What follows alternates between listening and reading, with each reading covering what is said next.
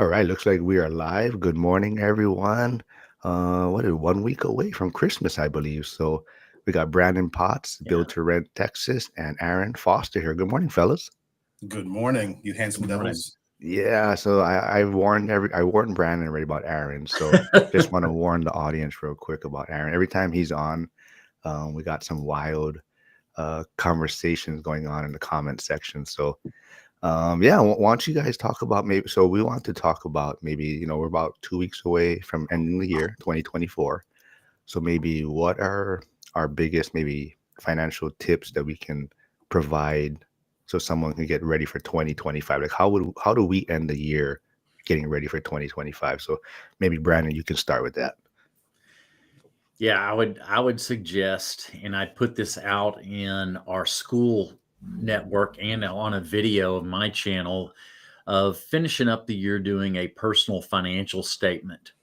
And if anybody's interested, I've got it out on my one of my videos with a link to a Google Sheets of my a sample of that, and just finishing up the year, calculating it all, getting all the correct balances with debt, with equity on properties, but also just making sure I have even my cars, the values are right. So I'm making sure everything is a very true and accurate personal financial statement, and looking at how much cash I have in the bank compared to last year, because the analysis is over several years. So I'm looking at those differences, as it's a challenge, as we're in the growth mode of keeping balances going up because you're deploying that cash. And so this year it's actually, I'm down a little bit, but it's because of deployed cash for properties. So there's nothing wrong with that. And now this personal financial statement, can someone get it from you? Do you provide it to people? Can they reach out to you? I do. Look on my channel, the Build to Rent Investing in Financial Talk. I published a video last week, and in that video, in the notes, I provide a link to a Google Sheet. It's a 5-page personal financial statement so that it gets detailed on pages 2 through 5, that backfills onto the first page. It is one that I use when I have to provide it to the bank every year this time. So it's December 31st is when I do it. And so I actually already updating it. The hardest time is the first time. It takes a little bit of effort, but then after that, once you're updating it year over year, you're maybe spending 20 minutes, maybe updating it. So it's a little bit of extra time at the upfront, but we're trying to actually track our net worth and our cash flow. It has all of that for your income. It has all the rents. It has all those things. So you're able to really track those things and say, what progress, if any, am I making? Are my expenses, even my debts? Am I working on my debts? Are they going down and my income going up? You look at all those different things. Cool. So I put your YouTube channel in the comments, and we also Aaron, who's also I put his YouTube channel, the First Responder Financial Freedom, and we can talk about that a little bit later. But Aaron, do you have a personal financial statement that you fill out end of the year, or what kind of tip could you give someone? I do. So I'll kind of go in the deep end, and I'll get deep in this real quick. But so I'm always busy because I have the woodworking company, and I have got the laser company, and I'm building up to Christmas, all the Christmas gifts. So I'm slammed until Christmas. So like, what's today, the 18th? So that means all the husbands, you have 5 days to order something off of Amazon overnight to get it there by the 24th. Wrap it at midnight, and then put it under the tree for the kids. So for me, after Christmas, it's a reflection time. I try to focus on what I've been kind of putting off, financial statements wise, business wise, office wise. So I just to mirror what Brennan said was, you got to look at your finances for the last year and like where you've been at and where you're going to. Starts laying out a game plan, because honestly, for the most part, the average person between Christmas and New Year's, they're not really going to have a whole lot going on unless you're doing family stuff. So use the time wisely to kind of plan out your next year and see where your income is going to be. I know a lot of guys who in business, what they use is the tax code 179, I think it is, where they buy like a car or a vehicle or equipment to write off by the end of the year. And usually after Christmas, between that stagnant period of Christmas to New Year's, is when you can get the best deal on vehicles. So like if your company needs a vehicle, or if you're in the market for it and you need equipment, then it's a good time to start getting the best deal possible. But me personally, I really think that it's a time to reflect on like your 5 pillars of life: your physical, your mental, emotional, sexual, and spiritual, and make sure you're right with where you want to be in your moral compass, and then lead the next year into a positive outlook. That is exactly what I did yesterday. I was telling Mark about that. I was finishing up most of my accounting, and for all the entities I have, the properties, the business we have, and I was looking at making tax moves, and I actually made a Section 179 truck purchase yesterday, just with those exact things. But I was able to do it because I knew where I was landing, what I've paid in, what's needed, and what moves can I make before year end. I did the same thing, Aaron. Yeah, he went EV. He went EV just for you, Aaron. Did you really? What'd you get? I bought the Silverado EV. There's a buddy of mine at the firehouse. I came on the job with him. He's got I think an F-150 EV, and I sent him a meme of pictures with wire lug nuts as truck nuts behind his truck, so he can add it to his little EV instead of have some actual nuts. No, we've been all EV, the whole family, for 4 years. Saved lots of money. There's a guy I've been following, Edison Motors. His name is Chase. He's up in Canada, in Alberta, Canada, where he's making EV / diesel semi trucks. And I'm actually looking at investing in his company because I think it's the miles per gallon and the power and the torque that you get for semis is I think it's a missing component in the auto industry. And I think he's going to try to fill that niche. I think he did 10 builds this year of semi trucks, which was his goal. And then he just raised $4.5 million in a matter of a couple of weeks to start his own shop and kind of get the equipment that he needs to move forward.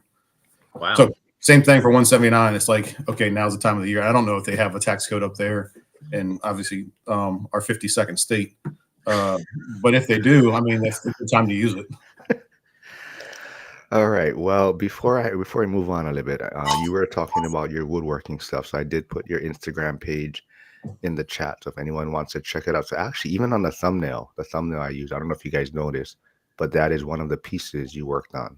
I don't have anything I've lasered down here right now except for a hat. Like I did custom hats for people this year. So this is just lasered out on leather. But like, honestly, I always tell you, I don't ship. I'd love to ship. I just don't have the time, mental capacity to do it. Did you deliver in person? No, they got to pick it up from either the firehouse or my house, or I'll meet them somewhere close by in DC. I would like to do retirement gifts because that's a big thing for the police and fire department and military promotion stuff. It's just the logistics of it. It would take away from the fun of being a woodworker. True. Well, when you're fully retired, then you can probably take on a bigger load, right? 4 years, bro. Yeah. Not that I'm counting. Well, going back to the how to end 2024, I completely agree with both of you. I think for me, not only is it just kind of reflecting and figuring out where you're at right now, I think it's also, for me, I guess what I really want to focus on is looking at how liquid I can become if I need to be, and that's kind of why the personal financial statement is great, because it kind of breaks down everything for you. But for me, it's kind of looking at if I needed to, if something were to happen or whatnot, as far as, some catastrophe or whatnot, or if there's a opportunity on the table, like how liquid can I get and how quickly. So that's kind of important for me to see what kind of moves I can make. And I think that's important for heading into 2025 also, is kind of just figuring out what your direction is going to be. Is it you're trying to increase cash flow? Are you trying to increase your net worth? Are you trying to pay down debt? So just having a focus also. And that's where the whole personal financial statement comes in. I think that's super critical to kind of ending the year and then getting started off on the right foot. But let's talk about how easy it is to get a spreadsheet together. Like, I mean, it takes me a couple minutes to build out a spreadsheet, but there's templates out there for free. you can highlight and put everything, all your expenses and your money in, money out in there, and see if it makes sense financially. And I know that you guys are both real estate investors, so we are the richest broke people that you'll ever meet, because as soon as we get a little bit of money, we go buy or develop or build something else down the road. So make sure that you have enough in your piggy bank to cover what your plans are for the future and what you've done this past year. Because I've seen a couple guys in our ancestral network of real estate investing that go too far into the buy, and they don't have enough in the reserves when something goes south. So make sure you have your reserves in place too. Another thing is that I just did yesterday was I went through and looked at all my what I owe on the notes on all my properties, and I compared it to what the equity position is, and I just averaged it out to see ballpark what my net worth would be. Because in some instances you can use that to borrow against to buy, build, or develop more future for yourself.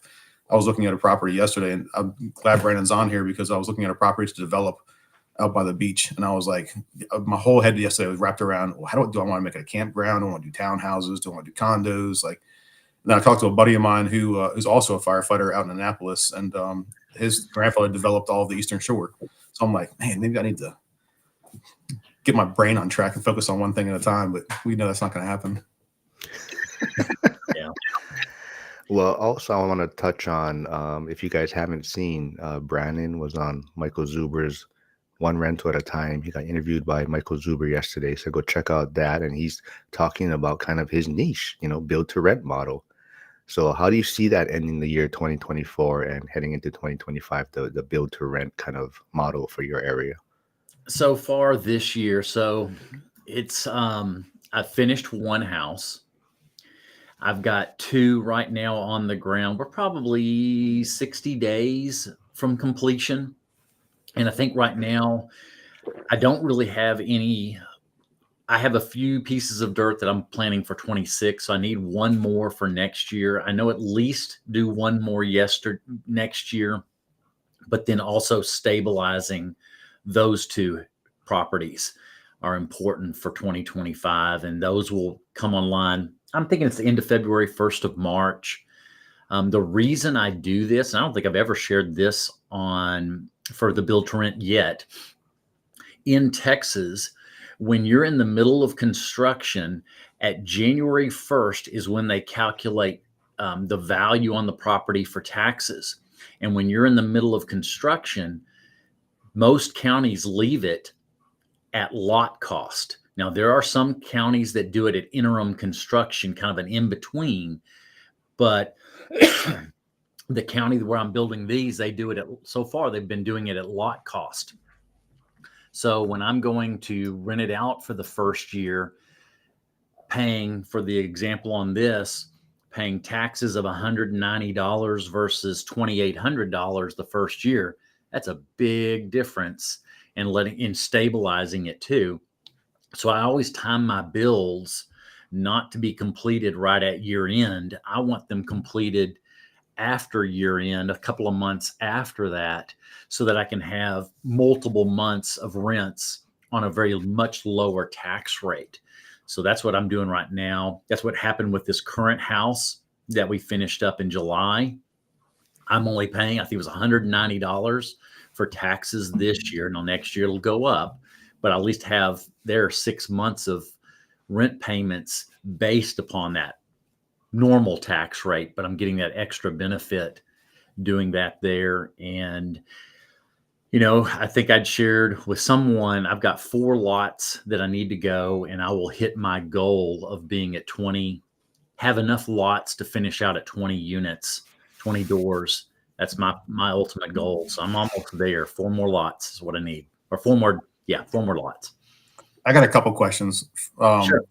So development around the DC metro area, impact fee averages about $40,000, right? So you're doing a dollar cost average of, say, okay, I know if I build this and get it appraised and start digging the dirt January 2nd, then I'm going to have a low dollar cost amount and higher net income because I'll make it a rental and I've got less output, right?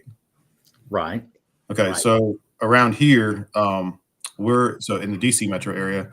I think we're reassessed every 2 years for our property values, and every other year taxes go up and then the assessment goes up, and the taxes go up and the assessment goes up. It's just a teeter-totter for the government to keep taking money from us. Whereas I have other properties in another state where they only assess every 10 years, which is fantastic. So Wow. I've started looking at developing in that region, just because if the tax assessments, flatline for 10 years, I can project out what my net income and my gross income is going to be, my overhead is going to be. So I'm glad you said that, because I haven't said that out loud either. So I'm glad you said that. And every area is different. And sharing something else new, I shared a couple months ago that I was nominated to be on the appraisal board, to be a member of the board, and I was just elected to that board last week. So I will start in January on our appraisal board in the county where I live. Our county is the first county in Texas, the first, that has said we're only going to appraise once every 3 years. So it's new in Texas. The standard around Texas is they reappraise them every year. We are the first county so far that is now set it at appraising every 3 years. That will help, just Aaron, like what you're talking about, a little more consistency of knowing how to project it out for a period of time, and then also helping, man, the low income, the elderly that are on a fixed income. It helps them manage that growth, because we're just seeing issues with that. And so there's kind of been a little bit of a revolution in Texas, because it's become so onerous that people are getting literally taxed out of their homes. Yeah, here too. And I can think of 20 houses in Texas that the assessment probably won't be going up, right? 20 lots. I hope, but I have to fight mine. Mine are actually not all in the same county. So I have a little bit in one county and a little bit in another. So I live just outside of DC, University of Maryland, and the mayor of College Park, the current mayor, is a friend of mine. And we talk about this all the time, because he's not a numbers or a development guy.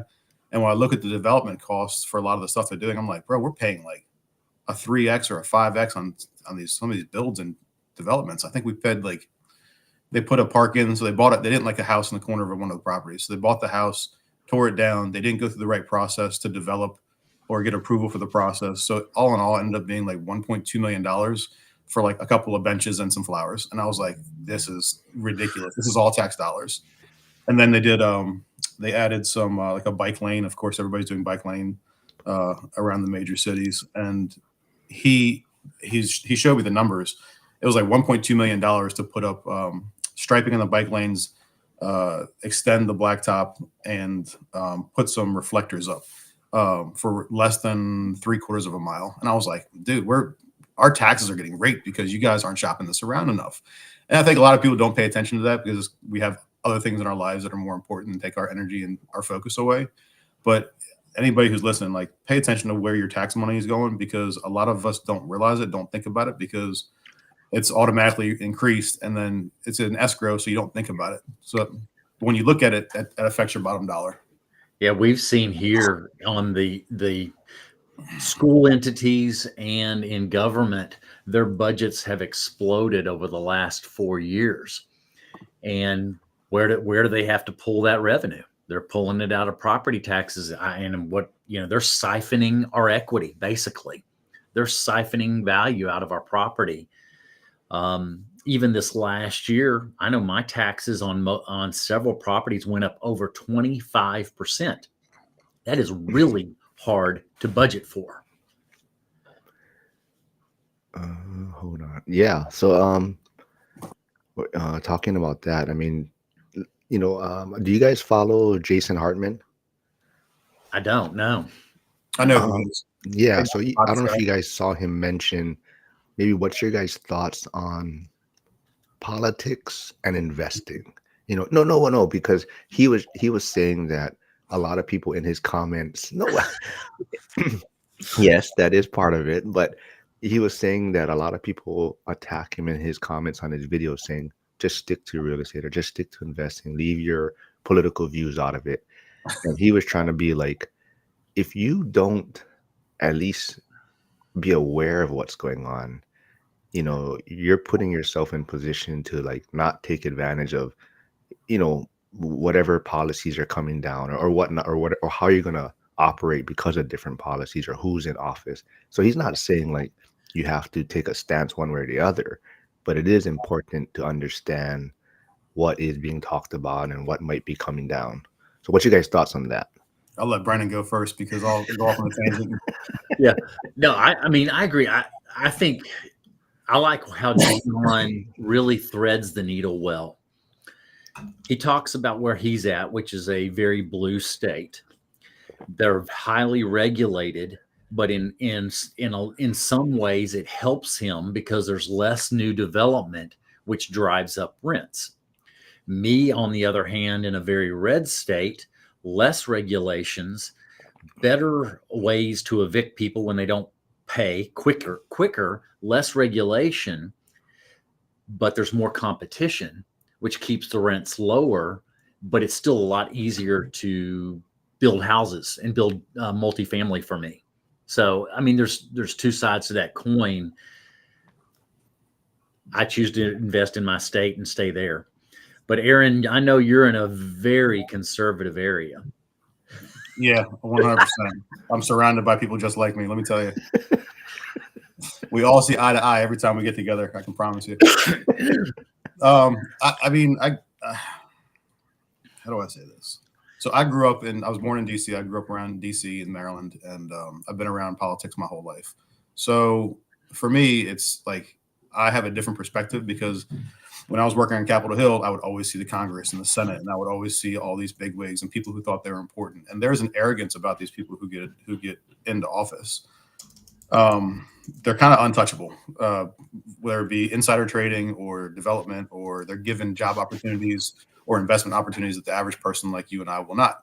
So I don't have a high opinion of a lot of these elected officials. There are some people who are absolutely squared away, good, well-meaning people. But I can also tell you, growing up in DC, that there's a lot of evil people too. And whether it be a politician or just people in the streets, you just got to be leery about who you're putting your investment and faith in. Because on the surface, a lot of things can look good, but when you look a little bit deeper, it's kind of like, wow, I didn't know that, and I didn't know that.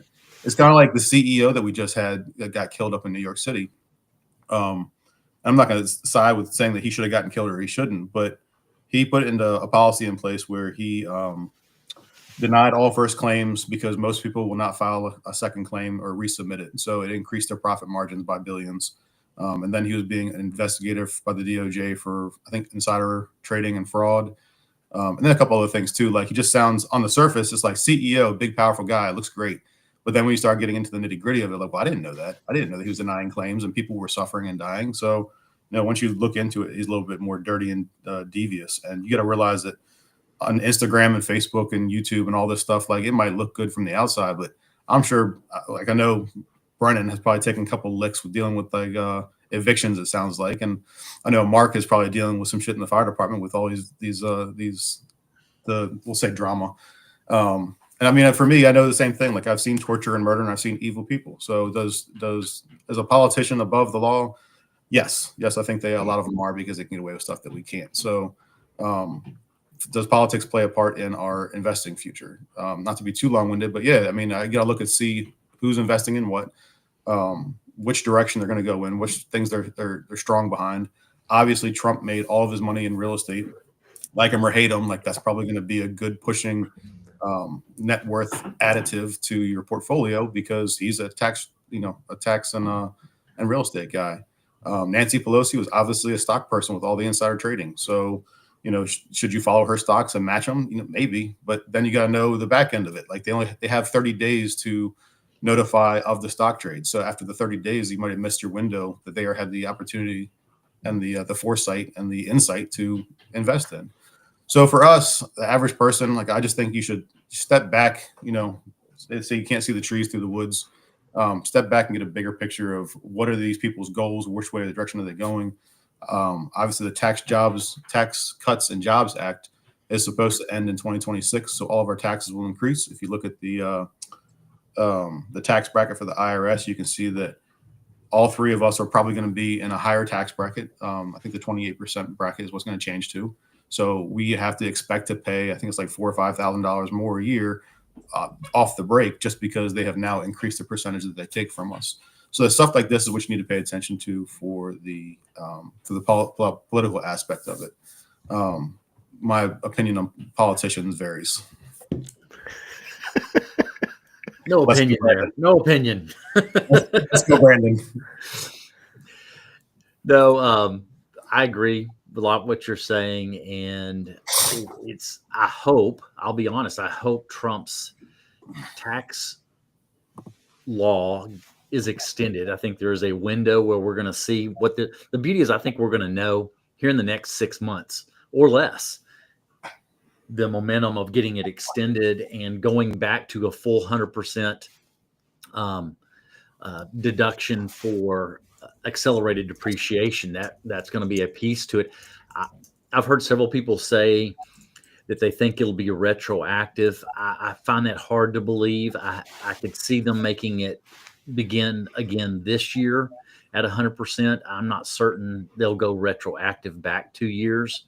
I don't see that, but I think there's a good chance that could happen again. So that catch me if I'm wrong on this one. So the bonus depreciation and accelerated depreciation is just on average the real estate property that we buy. You have the house value and have the land value. The house value is divided by 27.5 years, and that's how much you can write off every single year. It's depreciation. Yes, that's the standard way. Yes, that's a standard way. And then for commercial, it's 39 years. Same thing. The building value divided by 39 is the amount you can write off every single year. So there's 3 reasons that we invest: it's cash flow, money coming in, depreciation, the ability to write off against our earned income, and appreciation. The value of the property is going to increase. Some places, we'll say Baltimore, because I know Baltimore, a lot of parts of that does not increase because it's an absolute war zone. Whereas other places like DC goes up 100% over the course of 3-4 years. So what Trump did when he put in place is he did a bonus depreciation where you can, instead of 27.5 years, you can take it over the course of a less time frame. So you can get more depreciation to write off against your earned income. The downfall on the backside of that is that you don't have depreciation for the full 27.5 years. I'm 44. If I live another 27.5 years, I'd be surprised. So I got to calculate out like what makes more sense to me.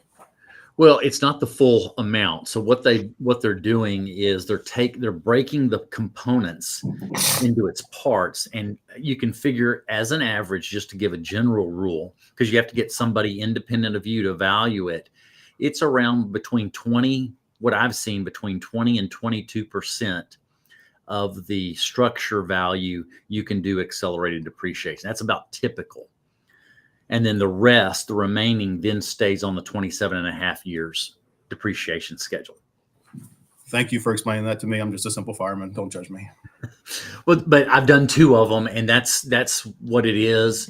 Because I thought it was going to end up being closer to 25 to 28%, but the one that I had done, it came in right around 20, if I remember right. But I've seen 20 to 22 as a general rule of the cost you can do accelerated depreciation, and the remainder, it's the typical 27.5.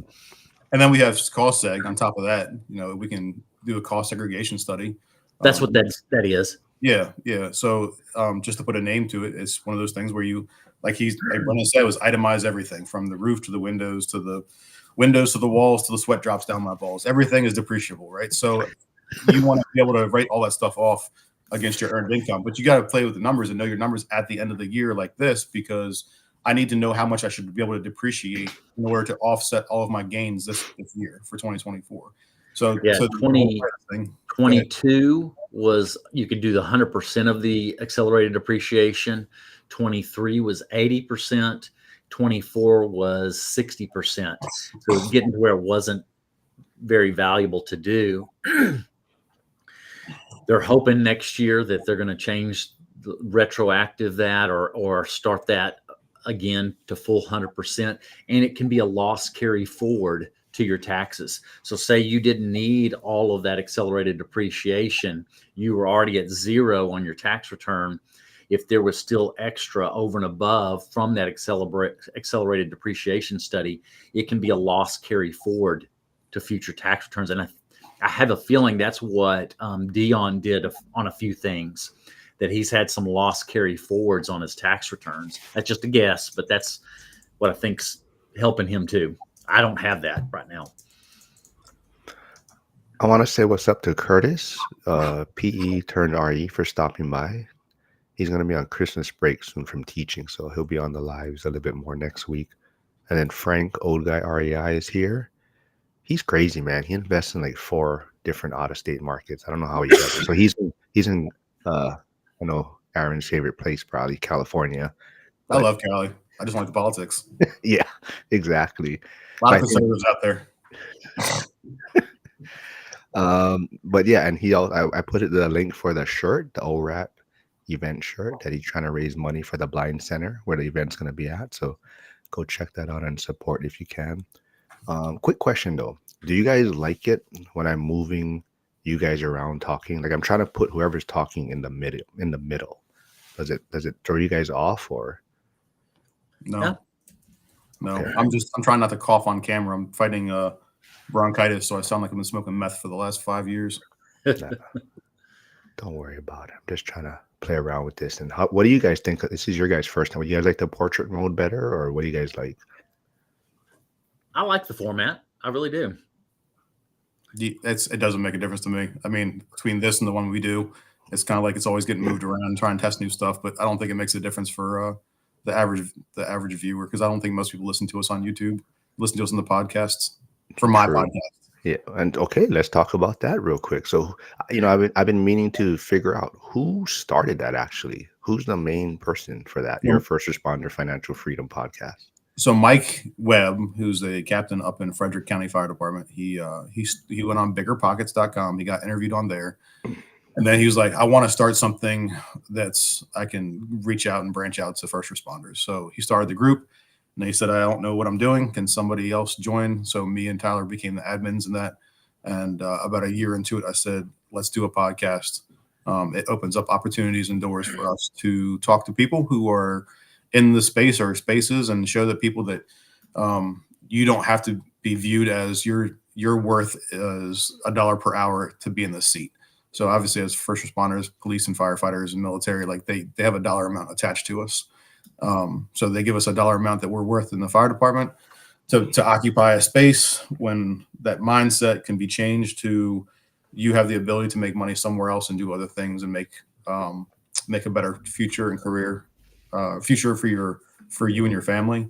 That was kind of the driving factor, is just give people an insight, because a lot of blue collar people were not taught a lot of things like we're talking about today. Like, obviously, this is not a common conversation about cost seg and bonus depreciation and 179 and things like that. So for us, it's kind of like putting these things at the forefront and just learning the things we don't know and then teaching the things that we do know. I love that. So I put the First Responder Financial Freedom YouTube channel in the comments. I believe this is Mike's video on Bigger Pockets also. I believe I put that in. I think that's the right one. And then I put Mike's Instagram, so if anyone wants to connect with him also. First Responder Financial Freedom has an Instagram too, but I'm in charge of it and I suck at it. So I know, because you accept the stuff like 2 months later. I tag you in it, and like 2 months later, I get the First Responder has accepted your invite or something. And I'm like, who's in charge of this thing? Look, man, I've got a baby I'm chasing around. I've got 2 businesses I run. I've got the fire department, and then I got another one on the way. So I'm like, oh God. Wait. What is that? What do you mean? Another baby? Yeah, I got another boy on the way in May. So I'm trying to get everything off my plate before then. Oh, nice. And then I think I saw, what, are you working on a flip or rehab, or was there a tenant move out recently? Yeah. I got 2 stories for you. So bear with me, and I apologize. The first one is, I'll give you the background. There was a area in DC metro area called Temple Hills. It was started by Dr. Temple. Dr. Temple sold that farm to the Brooks family, and I bought the last 4-acre parcel of that farm from the Brooks family. It was a 7-year eviction to get rid of the tenants that were in there, which is absolutely insane. And I've never heard of anything this long before, and I've never heard of anything this long after. And it's primarily because somebody knew how to play the game, whether it be in this location, they filed Chapter 7 bankruptcy. You probably had hair back then when it started the process. This wasn't that. I bought it from him. He did the eviction process, and as soon as the hammer dropped, we signed the paperwork for me to take over the property. Okay. So one of the properties, I've got 3 houses on the one lot. It's 4 acres. I would like to do a subdivision at some point. We'll get into that if you want to talk about subdivisions. But one of the properties that I had recently, the renter had a miscarriage. A property, she was late in rent, called the property manager. Property manager called her and just said, I've been there. If you need some time, just let me know. Just get back to me in the next week or so. Didn't hear from her for 3 weeks. Then I called the property manager. She called her. She called me back crying. I said, what's wrong? She said, oh, well, she found out when she had the DNC after the miscarriage that she's got stage 4 cancer and she's got 3 months to live. So I was like, anything I can do to help, don't worry about rent this month. I'll cover it. I'll eat that, whatever, blah, blah, blah. Trying to be a good guy. So she ended up dying 3 months later. They told her 3 weeks later, she only had 3 months to live if she got treatment, and she didn't last that long. So she had a 5-year-old autistic son. She moved in her boyfriend, which was the pregnancy that she lost. And then she had 2 dogs and a cat. So the boyfriend, the 2 dogs, and the cat weren't on the lease. So he stayed another 2 months. And doing so, like, he didn't move anything out. Like, the house was a wreck from the dogs and him, and kind of going through the mourning process. So yeah, I just did a big clean out for one of those properties on that lot.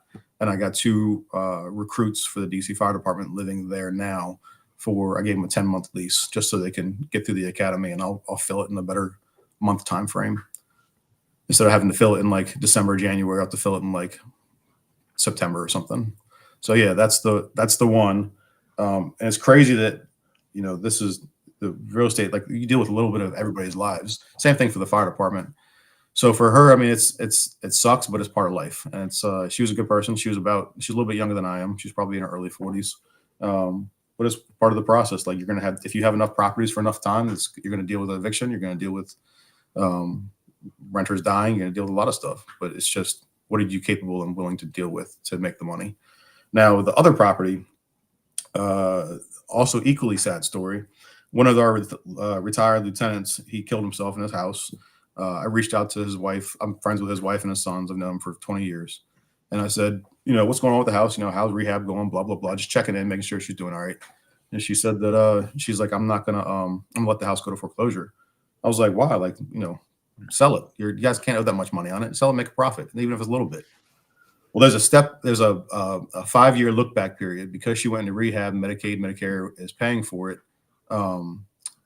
Anything you own within the last 5 years for real estate, when you sell it, all that profit goes to the government. So if she sold it for a profit, she would not benefit from it. So I'm trying to figure out a way to help her out. So that's the one property I did a walkthrough.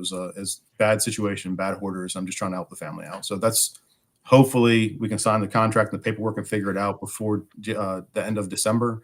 I got a feeling I'm going to drive 2 or 3 hours to go see her and just sit down with her and kind of go over it. But I think that, we can make something work where it helps them out. But if nothing else, like, it'll give them closure to move on to the next thing. I love that.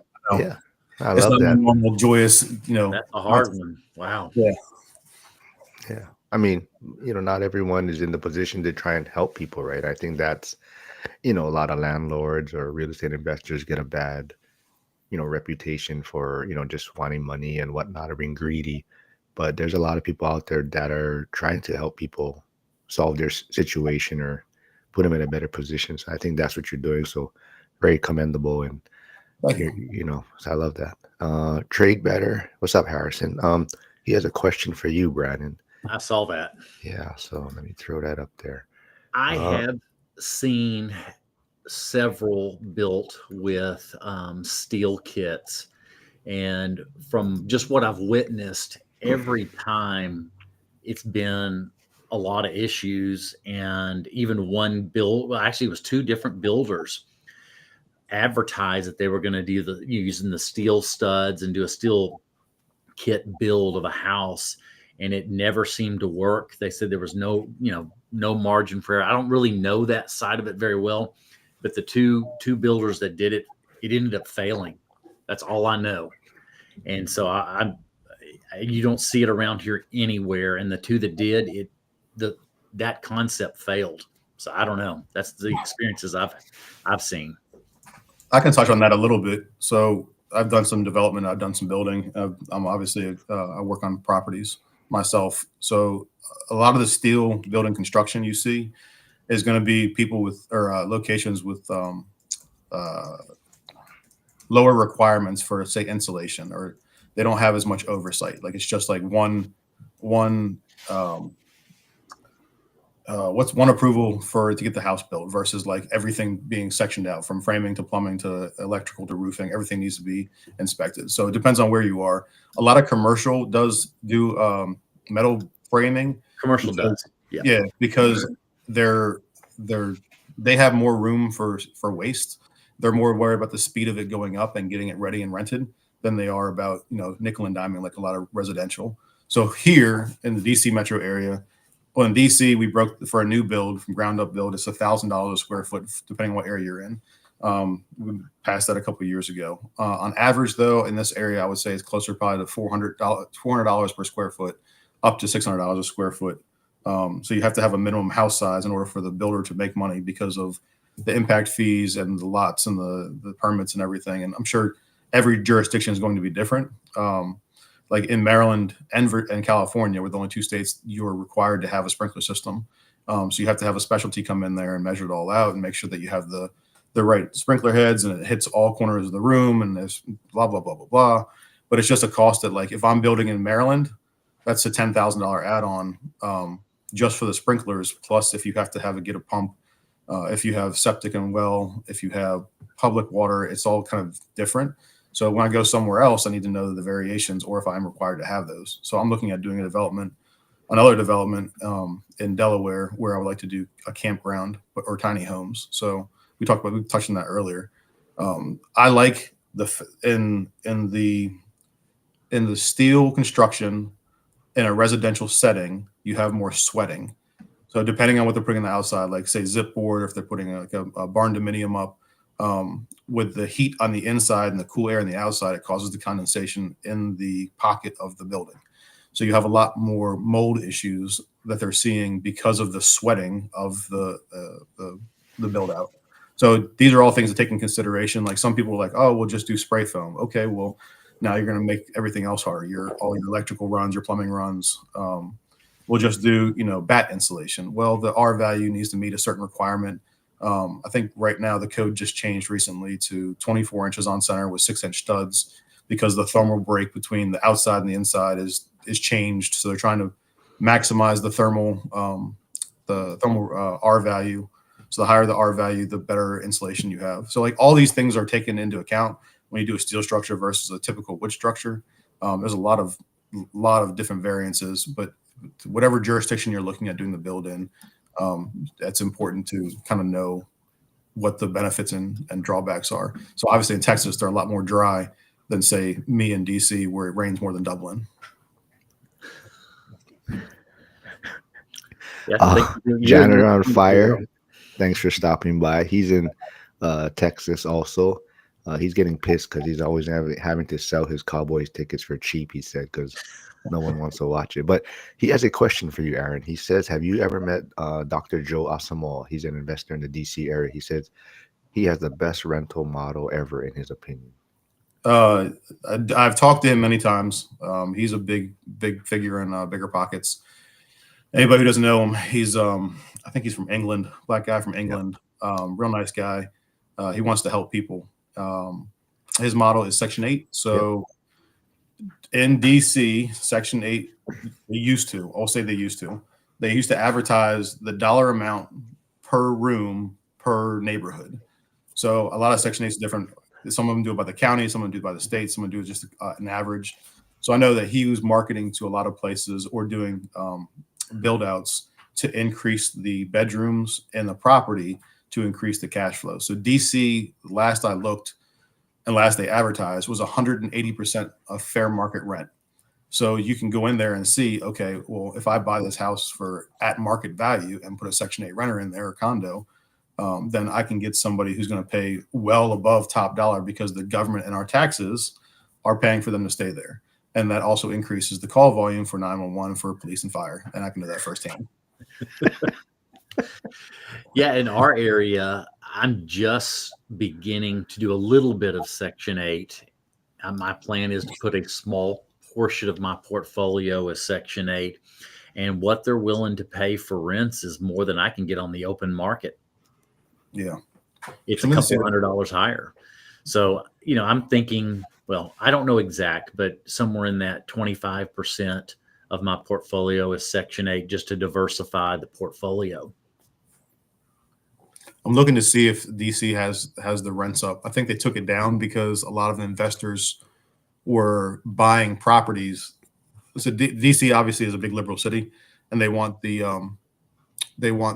people to be able to afford housing in there. And when investors come in there and buy these things out, it reduces the availability of properties for city residents to stay within the city. So they stopped advertising this, but I'll just give random numbers. It says the DC Housing Authority maximum payment standards for an efficiency maximum is $3,762. For a 1-bedroom, $3,845. For a 2-bedroom, $4,327. And if you get a 3-bedroom property, it's $5,410. So those are, I mean, you can buy a property at 120% of the fair market value, and still make a cash flow on it. It's just when you have Section 8 tenants, depending on the neighborhood you're in, you are now opening yourself up for more renovations once they move out. So I'm saying this in a very generic, tongue-in-cheek kind of way, because you can get really good renters in really bad areas. And you can get really bad renters in really good areas. But in the DC market, you get people who are qualified that need it and that are really good, or people who just kind of like live on it, and their goal for the rest of their life is to live in this small mindset of government pays for my food, government pays for my housing, government pays for my phone. So it just depends on the market that you're in. And also, Joe Asamoah, DC is, I mean, most of DC is your typical row houses. It's 2 or 3 floors. So what they were doing, they were calling pop the top. So they pop the top on it, add another floor on it, and they dig the basement out to add another floor on it. So now you went from 3 floors to 5 floors. So you either do a condo conversion on those 5 each floor, or you do Section 8 for as many bedrooms as possible. So a 5-bedroom house in DC rents for $7,340, which I think was Joe's goal years ago. It's cool to watch. I don't think he advertises it that way, but that's the actual background numbers of how investors here look at stuff. I was pulling mine up, just a comparison of the pricing. So right where I'm at, the studio is $1,220.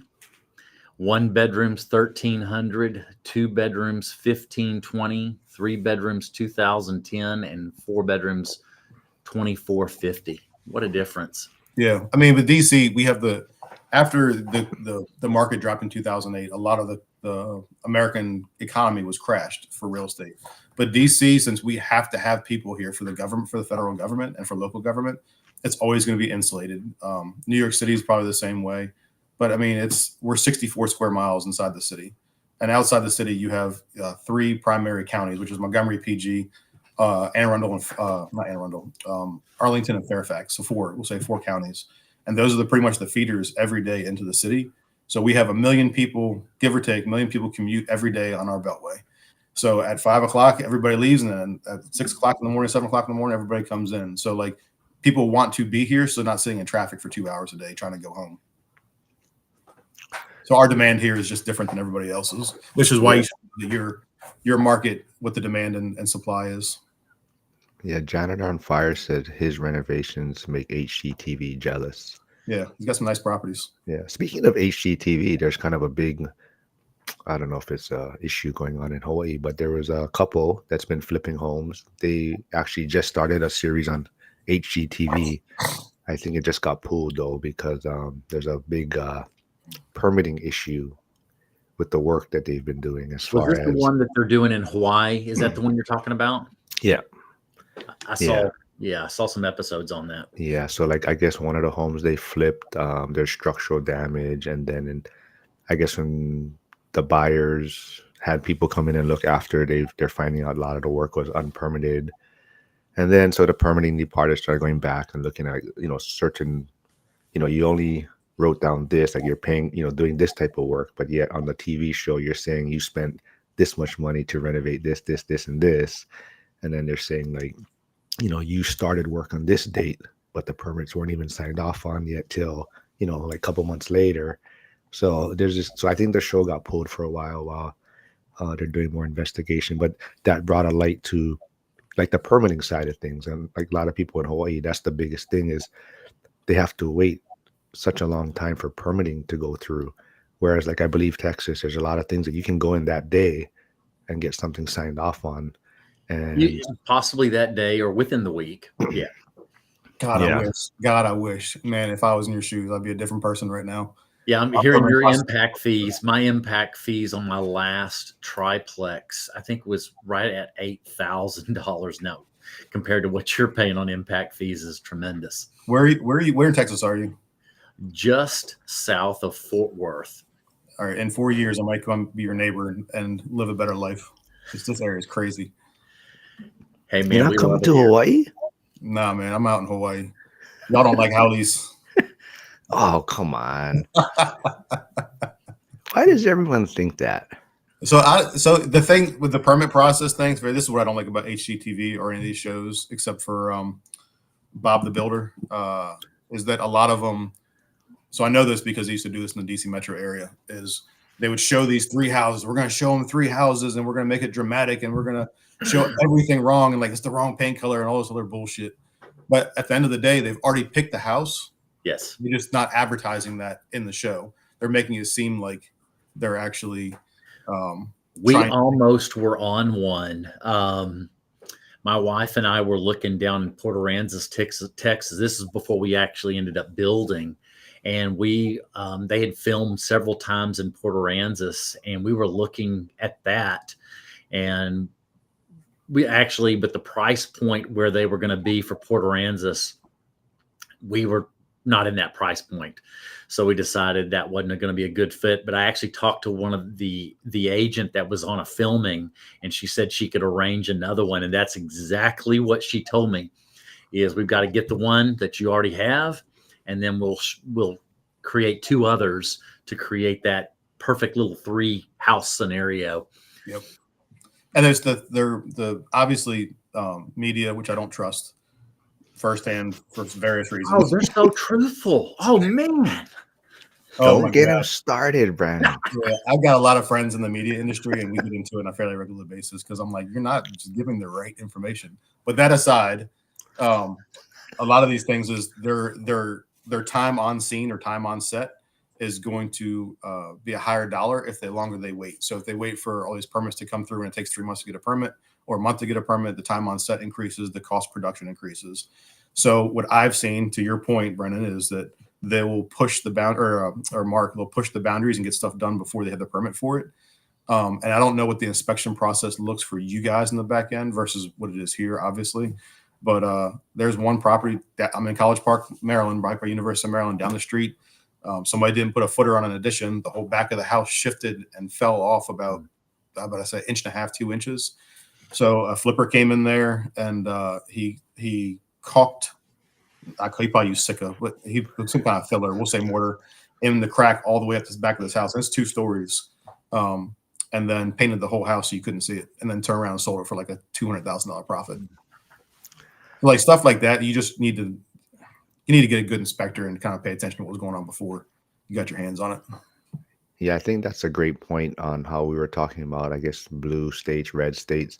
I think, red states are probably better to be in early in your journey. You have more wiggle room to make mistakes, or it's a little bit easier to operate. But I think once you maybe start generating a certain amount of income or money, then parking it in some blue states can be beneficial because, like we were talking about, it's harder entry point, better appreciation, probably higher rents because less competition. So I think that's one way to look at it. I think like Brandon, you mentioned Dion likes to invest in blue states, red counties, but he's trying to maximize the area that he's in. But Aaron, Esther has a question for you. I think Esther, I always forget. I think she's in like the Seattle area. But she says, I believe she's asking, how does government workers in DC get Section 8? Aren't their salaries higher? So there's a threshold for what you can get approved for. And I don't know what it is now because I haven't looked at Section 8 in a long time. But it used to be like you have this percentage of Section 8, then you'll get this percentage off on your rent. Or if you're maximized, like you only make, say, $12,000, then you get 100% of your rent covered. So like we have some extremely poor areas in the DC in the DC metro area. There's still a lot of spillover from the days of when I was a kid, like my senior year, I think we had like 400 or 500 murders my senior year back in the 90s. So it's changed a lot, but we still have a lot of the remnants of years past where we have a lot of low income people and people who just live in the Section 8 world and the EBT card world. So the government workers, for the most part, get paid fairly well, like a livable salary, but there's other people who do not. I've seen it, and I don't have it pulled up right now. I did see. Let me see here. I have something. I'm working on a couple of Section 8s right now, and really just learning it firsthand right now. They used to have. I had something with income for our area. I don't see it right here. Yeah. One other thing, I mean, you'll find it in a second. I'll fill some airtime just to keep my mouth running. Section 8, a lot of times the stigma is that you're going to get low quality people, and they're going to be very hard in your house because they don't own it, they don't care. So your turnover cost is going to be higher, but your income cost, your cash flow, which we talked about earlier, will be higher. So you got to calculate it out. Like, is it worth it for me to do a more expensive renovation or make more cash flow with a better or with a worse tenant? So and that's what I'm kind of looking at. It's roughly about, compared to market, $150 to $200 more than market, what I'm seeing right now. But they also don't move as often. They're usually there for years. But what I'm figuring is there might be a lot more make readies once they've moved out. We've managed a couple, and one was a hoarder, and we had to make them make some changes. So I'm just getting into it. I don't have enough experience other than hearing other people that are doing it. Millennial Mike, Dion, several of them have talked about it. So I'm just getting started with it and dipping my toe in it to make sure I don't have all of my portfolio in it until I know what I'm dealing with. I think like Lumberjack does some Section 8, and like Yes, he's he like he does. That's says, right? Is the juice worth the squeeze, right? So you got to know your market, and maybe is it worth going down that route? So like for me, I just rented out my house also in Hawaii, and I was looking at the Section 8, and it's such a backward process, and I might do it the next time around, but I just didn't have the time to go down that route this time. So that might be something I look into later. But Aaron, Harrison has a question for you. Would you invest in Anacostia now? So Anacostia is one of the rougher neighborhoods in DC. It used to be a war zone, used to be a shooting gallery. There's still bullet holes in the side of the firehouse. Has it changed? Yes. There's been a lot of gentrification in that part of the city. So I'll give you an idea. So when people start to develop a city and try to gentrify it, they start changing names of shit, right? So like now we have a neighborhood called Noma, north of Mass Avenue. I'm like, Noma didn't exist 10 years ago. Like, what is Noma? And then people who are like living in Capitol Hill Extended. I'm like, you live in Trinidad, bro. Like that's where the crack wars were in the 90s and 80s and 70s. Like that's not Capitol Hill. Anacostia, they changed to historic Anacostia. So you have a designation there of making it more like appealing. They're throwing millions and millions of dollars at the main thoroughfare, which is Malcolm X and MLK. They just changed the name of it to something else, Marion Barry Way, which is our old mayor, the city's mayor. So, like, yes, they're throwing a lot of money at it, but again, you still have the remnants of years past. I know somebody who's making $5,000 a month on an Airbnb over there in a worse part. He actually has it. He has it advertised as Capitol Hill on Airbnb. I'm like, that's not Capitol Hill, bro. That's like Capitol Heights. Like that's not not the best. But yeah, I mean, I would if the numbers are right, I would, but I wouldn't pay top dollar for it just because you got to expect that you're going to get somebody who's rougher on the property. I got a question for you, Brendan. I don't want to turn the conversation too much off of Section 8, but your cost to build, obviously you're doing development out there. Like when you look at cost to build, how much is the variance right now for you? And is it easier or harder to get the workers in there? Like what's that look like for the build process? Well, I have a GC. So it's a friend that I actually graduated high school with, he and his wife. So it's a good trust relationship. And ours usually varies. Maybe we've got it dialed in so well, $2-3 a square foot is the variance. Wow. So we've got it really narrowed down. The last build, I know it's going to be a lot different than you, but my last build was $111 a square foot. I'm going to be your neighbor in 4 years. This is bullshit. And that was the build cost. And we're usually within a few dollars of that. This latest two that I'm doing, we had one little hiccup. We thought it wasn't going to need a retaining wall, and it ended up needing a small one. And so we were building, and another builder beside us was also. So we partnered together so that it would look more seamless, and we shared the cost, and it ended up saving us each about $750. Nice. One guy building the retaining walls, and it looked good because it was all the same rock and all the same look. That was an additional $4,500 to this build, and I'm building them. They're 1,350 square feet, 3-bedroom, 2-bath. I've got the same layout. I've made some adjustments. When I busted that budget, I had a few things I could tweak, but not compromising the quality and the look. So I've been able to absorb that. We use a little bit of shiplap, which is very popular. And so I changed it. Like, I'm just giving examples. So we had it on the previous build all the way up to the ceiling on the fireplace.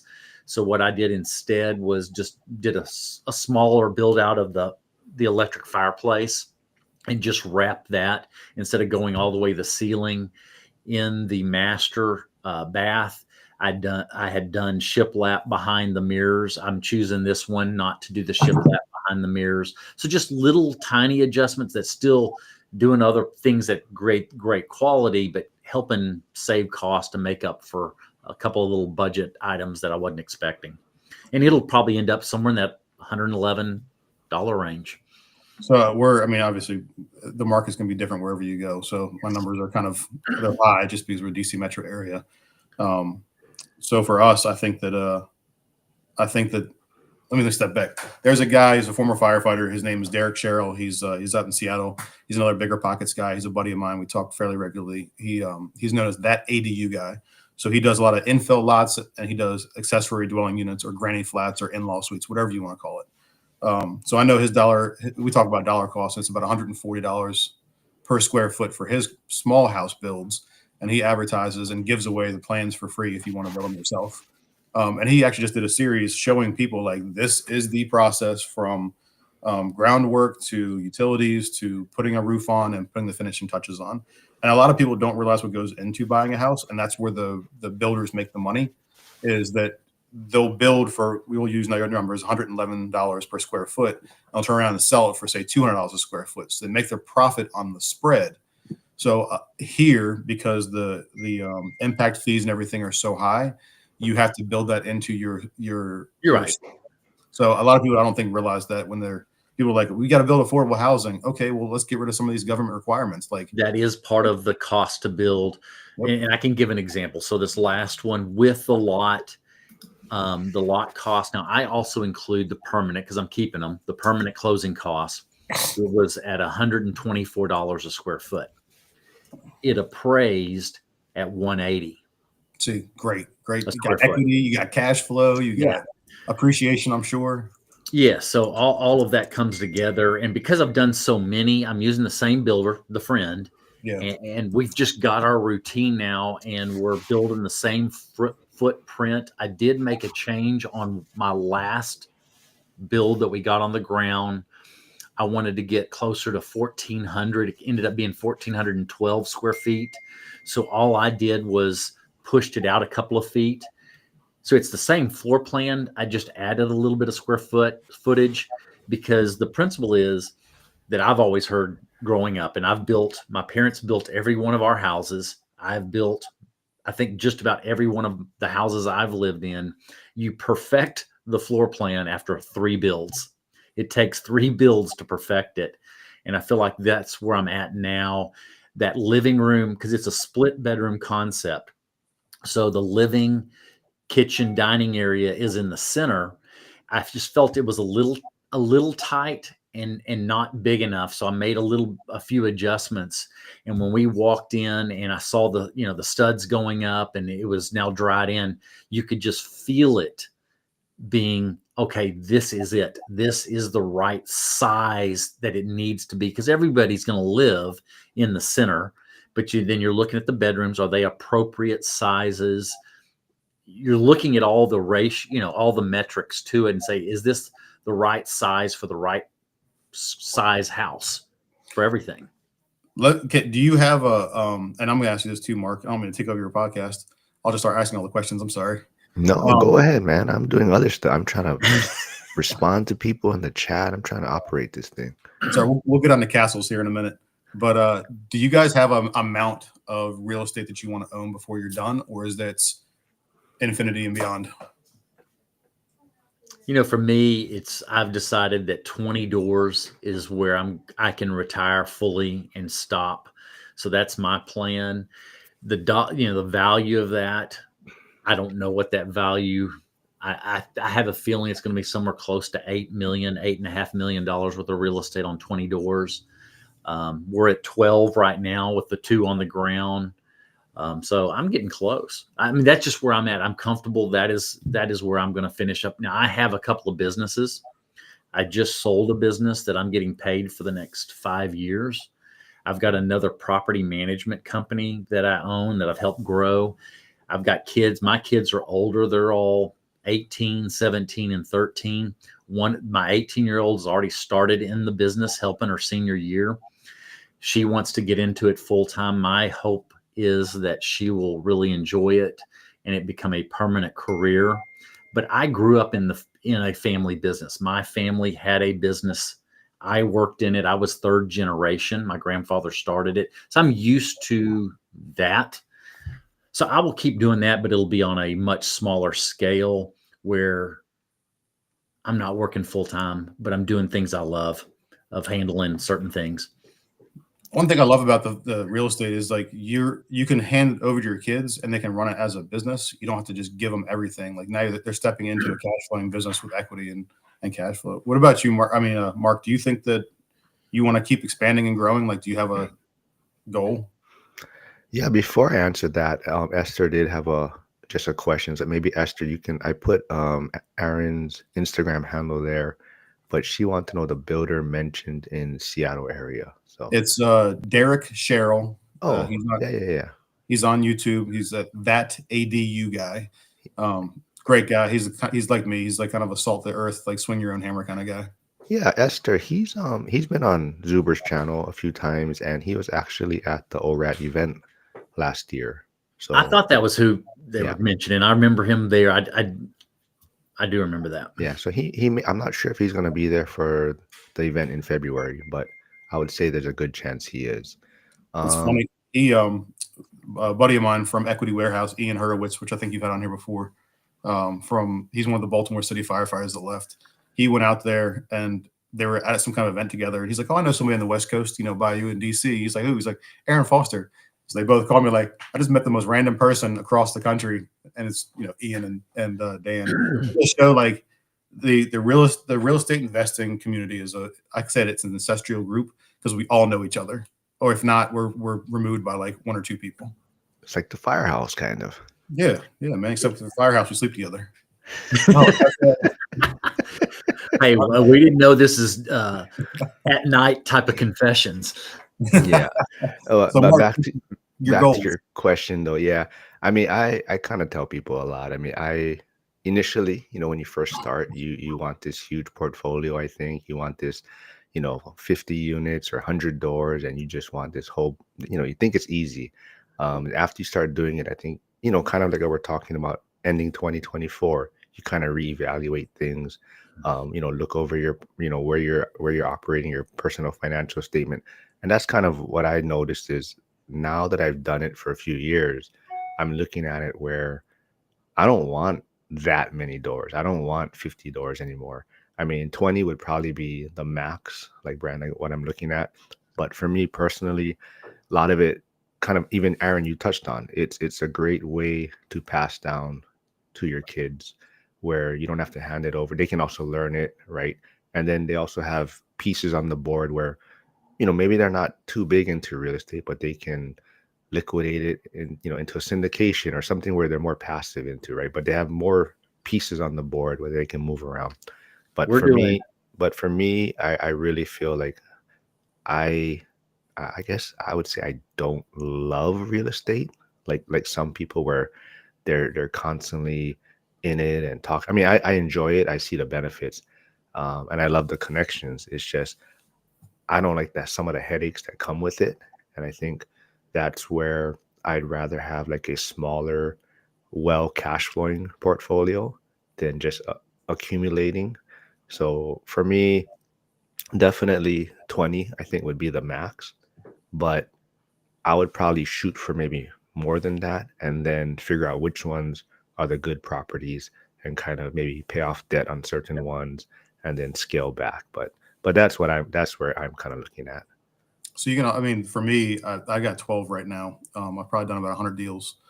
But it gets to be the point where like you have to have a property manager if you have another job. So for me, the time energy suck is too much. I can add a couple more to it as long as my property manager is willing to take it. I just don't have the mental capacity for it. I know, Brennan, you said that you have a management company, like you're dealing with other people's headaches.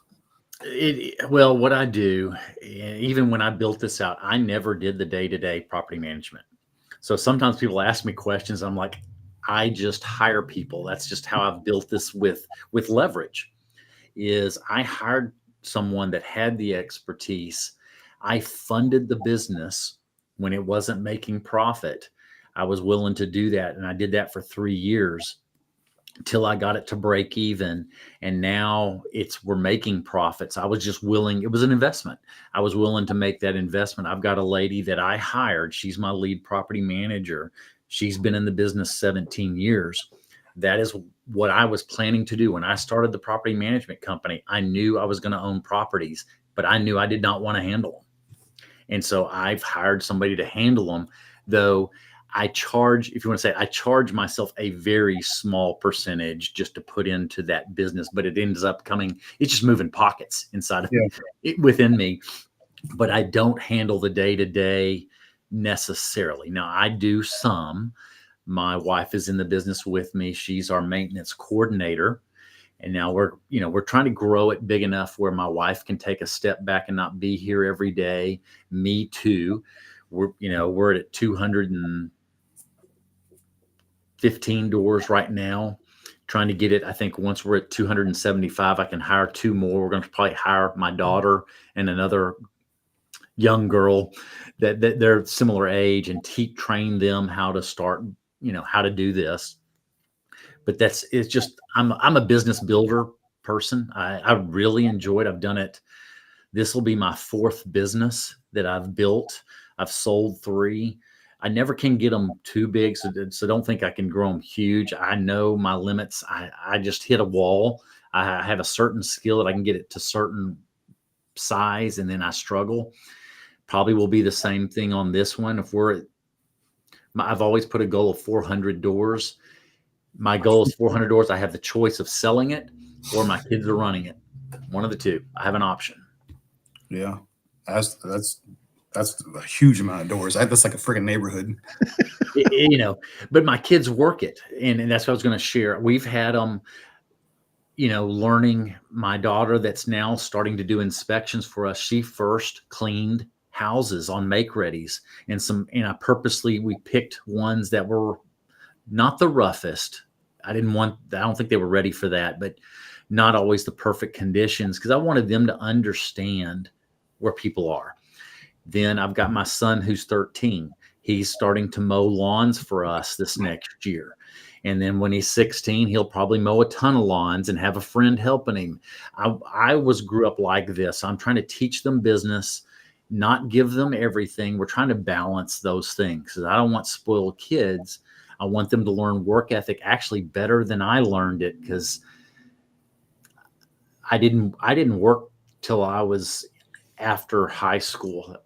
My job was, I played tennis. So I got recruited, played college tennis. So that's all I did. I want my kids to have more skill sets than I did earlier. But that's just what I'm doing.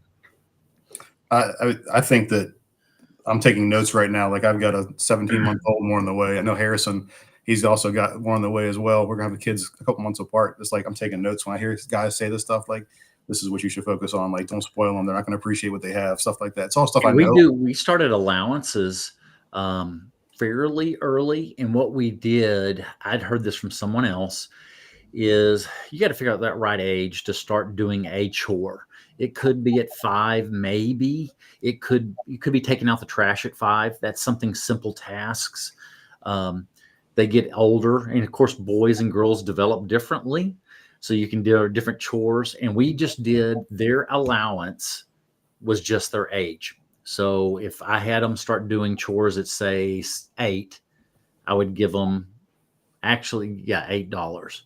Now my teenage girls, they still have chores. So does my son.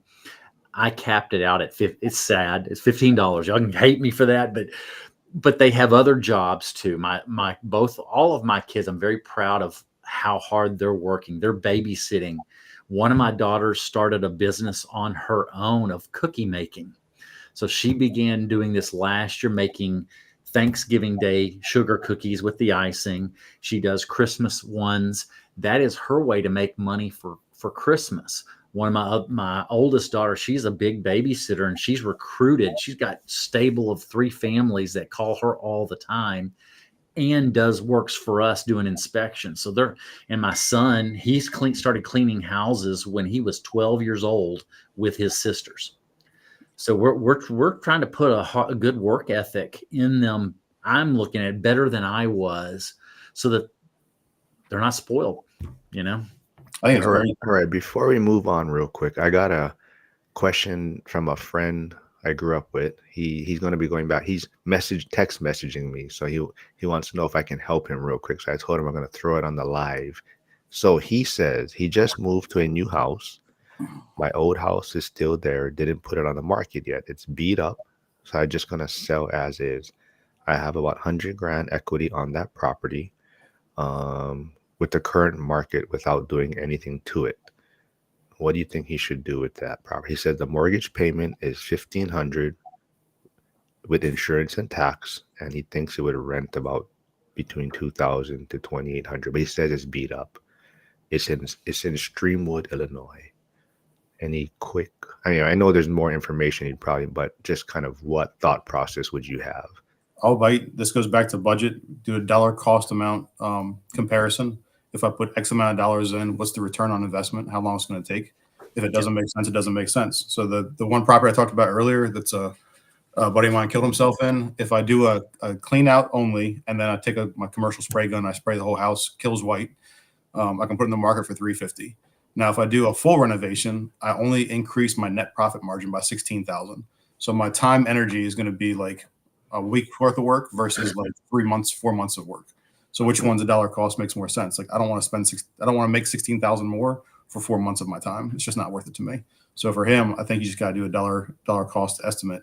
But in DC, the DC metro area, what they'll do is they'll knock down 4 walls of a house, keep 1 wall, and then call it an addition, and they'll just build another house attached to it, so they don't have to pay the impact fees. So like maybe he could do something like that depending on the supply and demand in that area.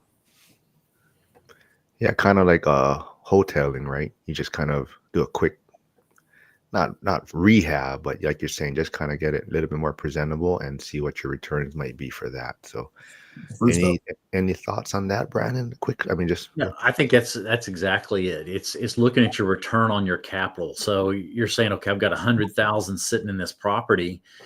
If I sold it, so let's just use that. I sold that and I could deploy that 100,000. Where's the best return? Or do I leave it in there and maybe I'm spending 10,000 to get it there because we don't know what needs to be done.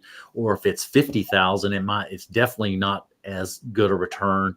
It's really quick math, holding that money accountable. That's really the best way to say it. Is that the best way to hold your money accountable and get a good return on it? All right, great advice. Yotaro, just message me later and we can talk about it more. But Brandon and Aaron gave you some things to maybe quickly think about. But yeah, we can chat about it more later.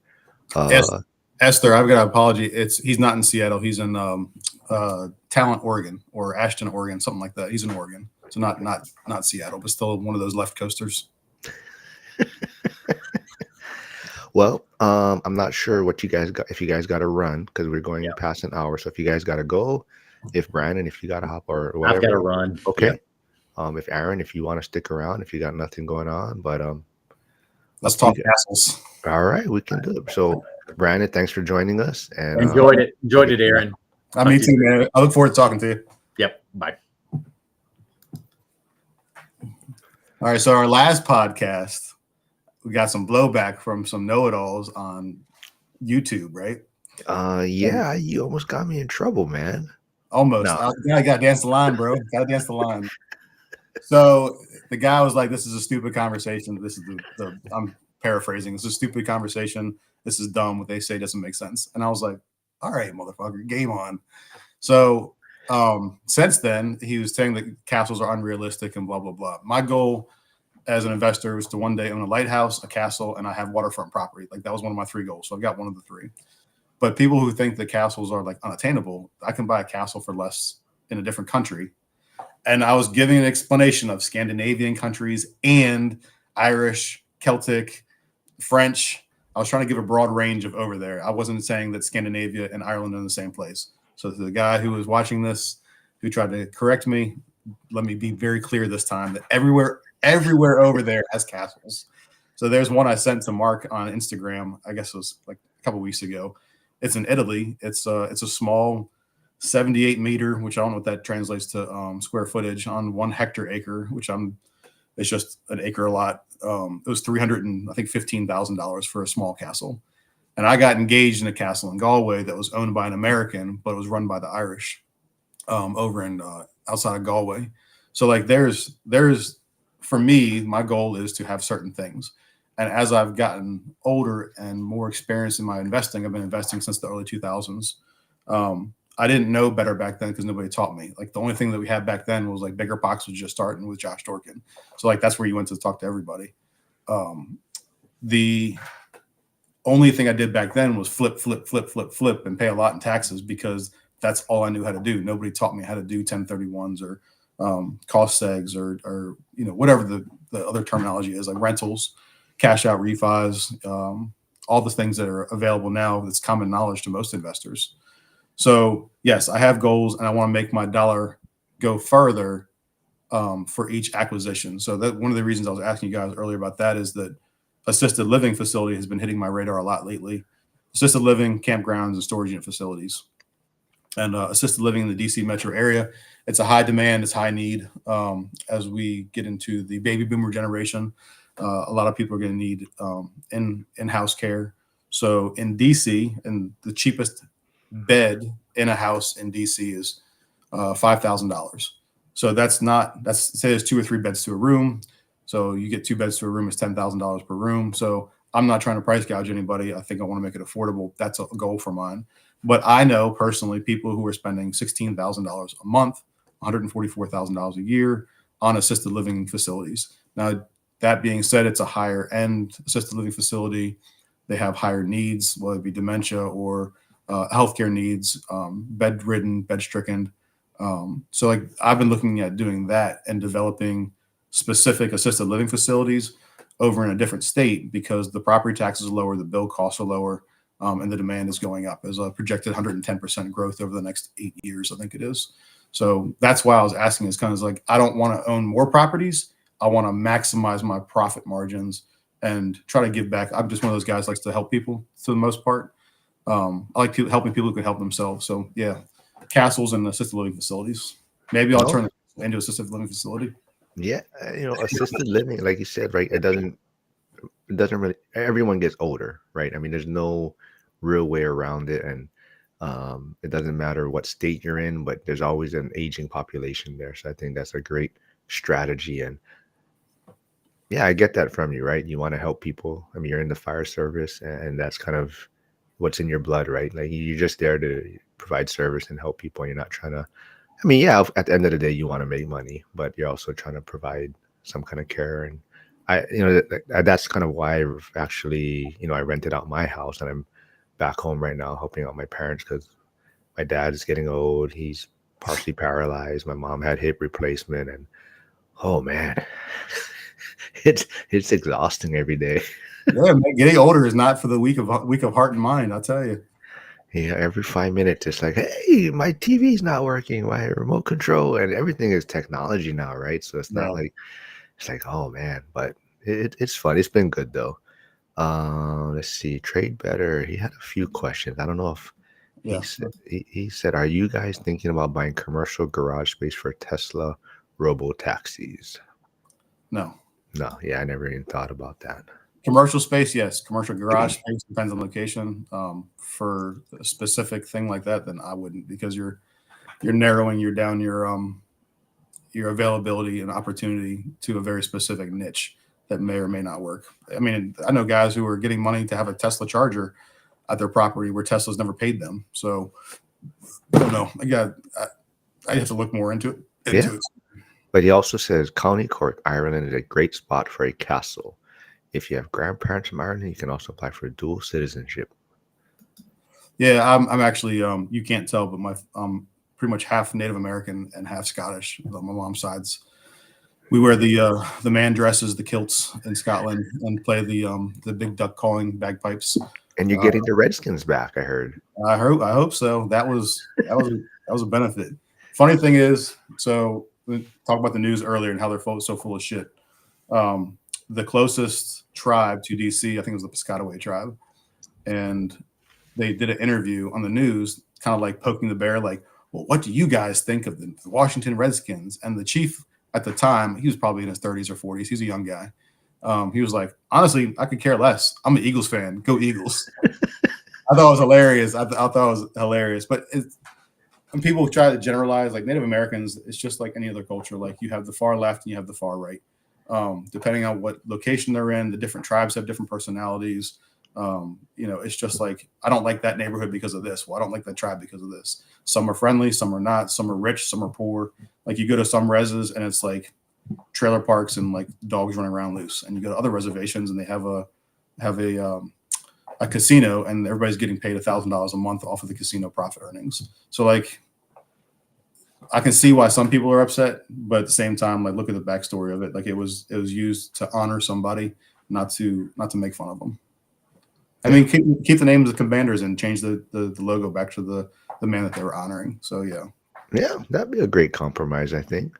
Yeah, I mean, whatever. It's what's funny is that we had the Lerner family at my firehouse like a month ago, and they own the Nationals team. And I was talking to Mrs. Lerner, and she was like, "I'll be honest with you, I can't stand sports." She's like, "I know it's kind of dumb because of who I am and who I'm married to." She's like, "But I just don't like sports. It doesn't tickle my fancy." So we had a really good conversation. I was like, I think they're the top 100 richest families in the country or in the world. And I was like, it's interesting to have a conversation with them as just regular people, versus like what you think they're going to be like. Because in my mind, I was like, okay, you own a major sports team. You guys are like, everything in your house is sports. Everything in your house is Nationals or Redskins or whatever it might be. And it's not like that. And the people are a lot more humble and giving, and they were not driving flashy cars. They were driving nice cars, but not flashy stuff. So sometimes the people who have made it, the new money we call it versus old money. New money likes to flash. Old money doesn't. That's why they keep their wealth generational. So I think that we are on a good road. Everybody who's on this podcast, me, you, and Brennan, are people who are probably on new money where we're not going to squander it. We can appreciate what it takes to get there. I think a great takeaway from that also is you don't necessarily have to maybe love what asset class you're investing in. I mean, you need to know enough about it, be educated enough about it, but you don't necessarily have to, like she's saying, she doesn't love sports or she's not into sports or whatnot. But same thing like I was saying, like I don't love real estate, but I see the benefits and how it's going to make my situation better. So I think that's a great point too, is a lot of people maybe sometimes they're trying to find that passion and investment combined into one, whereas something is staring them right in the face, right? Like whether it's being an electrician or plumber, maybe when your passion is in music or something, but yet you have this skill set into this blue collar job where you could be earning a good pay, and then at the end of the day you can go do your passion later, right? Yeah. The Jay Scott is a big bigger pockets guy. So he used to live in Columbia, Maryland, probably about 20 minutes from me, and I used to talk to him on a somewhat regular basis. Very different views in politics, I can tell you that. But he wrote a book. It was the cost estimate of building a house, and he had every line item to build a house and what your projection should be. Those are, I don't know if he's updated or not, but he told me one day, he's like, I hate real estate investing, so I can't stand it. I was like, really? And it completely threw me for a loop. I was like, really? Why? He was like, it's just a means to an end. Like, it's just systems in place and getting things done and building a better quality of life. And I was like, huh, that kind of like made me stop and pause. It gave me pause. So I was like, wow, that's a different mindset. I thought everybody was passionate about it in real estate. And I do love real estate to a degree, but there's also things that if I could not have to deal with people and the drama, then I would 100% do that. Like the hoarders and the people dying and, the squatters and all the drama. And then you can live in a castle. I can live in a castle. So Cork, to Harrison, it's funny you said it. I got a friend from Cork. Most people don't realize there's different dialects or what's it called when you have a different, like you sound different? Oh, like Southern people versus like New Yorkers. yeah. It's not dialects, but Cork has a very specific dialect. And I love County Cork. It's the thing is, if you ever meet somebody from Cork, ask them to say 33 trees, because they don't say their R's. It's churchy tree trees. So it's kind of like a Baltimore accent where it's like they don't use certain syllables and vowels. Oh, it's a great question. He says, if you could afford the asset class you love, what would you choose? Ooh. I don't know. If you accent. Thank you, Harrison. Accent. Oh, Jesus Christ. I've got bronchitis brain. Asset class. I don't know. What about you, Mark? What do you think? If you could afford the asset class you love, what would you choose? I think I would still choose real estate. I mean, I don't love it, but I think I understand it the best and it's the easiest for me to understand. And I think how it provides multiple facets for wealth. But I think if you're talking about an asset class that I think I would have the most enjoyment in, I think it would be like collectibles and trading. I used to love collecting cards and things. So I think that's something down the road I would be putting money. Yeah, Crocs in the I would lose money on that shit right now. Are Crocs like the Beanie Babies? Are they like you collect them and you just wear them all the time? I do. I wear them all the time, but I do not collect them because they just get worn. I wear them so much that they get worn out.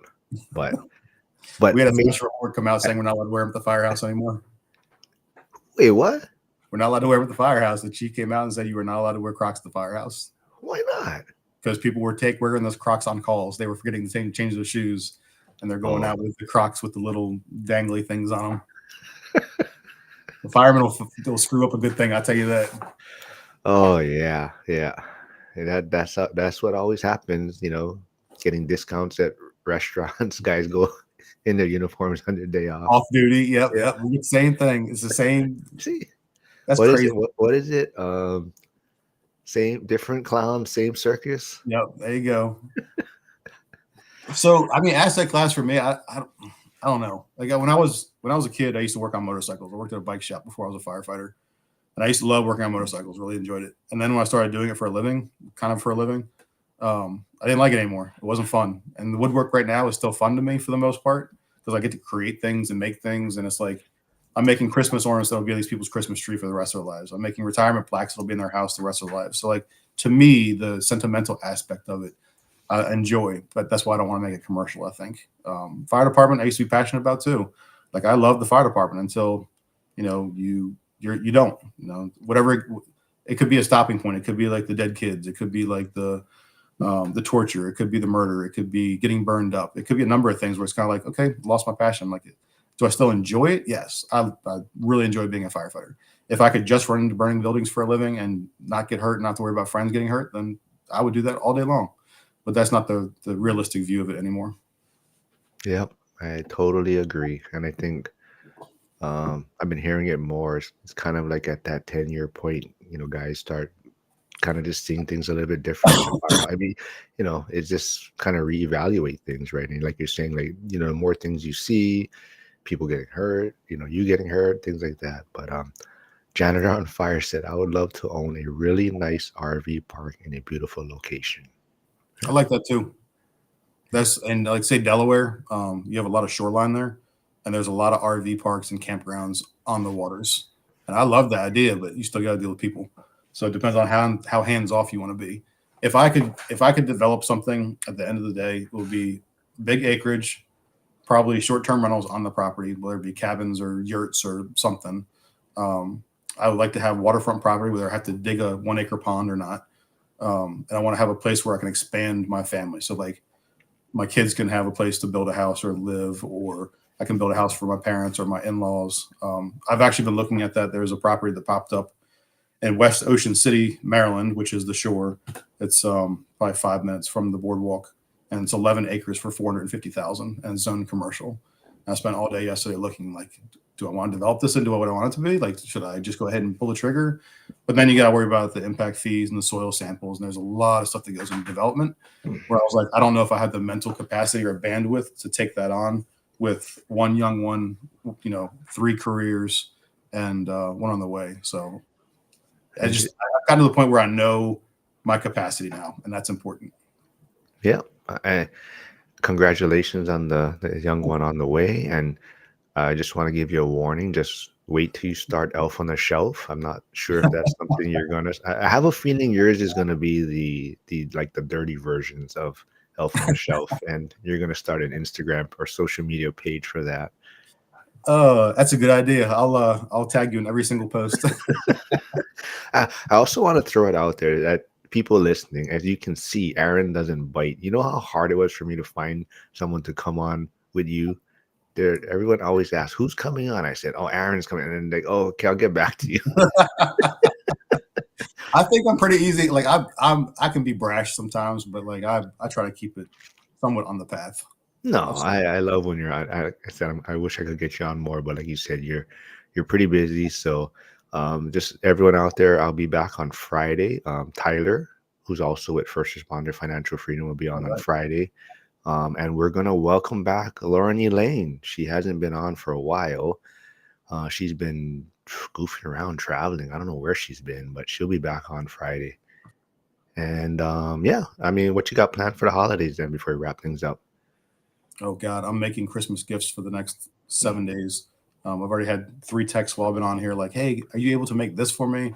I've got like 2 or 3 retirement plaques on the books. So like for me, I'll be spending time with my family around the DC metro area. I'll be working every day at the firehouse or at my house building woodwork stuff for retirement plaques. So after that, I'll sit down and set my goals after the Christmas holiday is done. And that's it, man. Second Christmas with my first son and with a pregnant wife. I don't think we'll be doing a whole lot, but I'm looking forward to like kicking my feet up a little bit. Cool. And I put Aaron's Instagram page there. So he doesn't or what you do ship a little bit, or I forget. I ship Christmas ornaments just because it's small and fast, but like the bigger stuff, like with these retirement plaques, the cost of shipping is sometimes more than what the cost of the build is. So my buddy Chaz does epoxy retirement plaques and epoxy patches for firehouses. And he said he's spending anywhere from $400 to $800 to ship some of these things out because it's like shipping a big screen TV. Damn. So like if you're gonna hire me to build you a nice retirement plaque for $200 or $300 and it costs $400 for ship, like I'd rather you just find a woodworker wherever you are and give him the business. Cool. Well, if you wanted to see what he works on, go check out his page or even check out my thumbnail. I put one of his items on the thumbnail. The YouTube First Responder Financial Freedom podcast is there. And maybe show us a hat one last time. What the hats you're selling or you're working on, you said? No, I don't. The only thing I have is that one hat. It's just I can do pretty much anything, but like this is for one of the it was a Christmas order for one of the captains buying hats for his guys. I don't have anything lasered in here right now. I've taken everything upstairs to the garage to work on today. And they can pretty much send you any design, or yeah. I mean, if you give me a logo that you have, if it's in a JPEG format, and I can turn it into a SVG file, Yeah, I should be able to laser it relatively easily. All right, cool, man. No, this is fun as usual, and maybe after the Awesome. new year we'll get you back on.